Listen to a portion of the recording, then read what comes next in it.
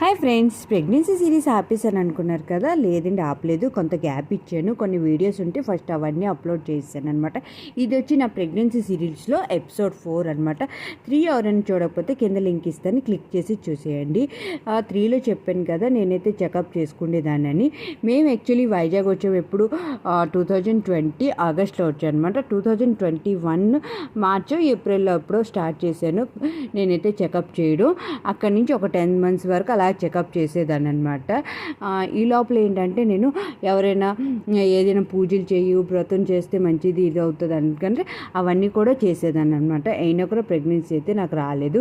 ఈ లోపల ఏంటంటే మా అక్క ప్రెగ్నెంట్ ఉందన్నమాట. 2021 నవంబర్ ఎప్పుడో అది ప్రెగ్నెంట్ అని విన్నానమాట.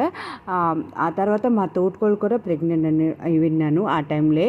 అందరికన్నా చిన్న తోటకోళ్ళు అనమాట. వాళ్ళిద్దరు ప్రెగ్నెంట్ ఉంటే చాలా బాధ అనిపించింది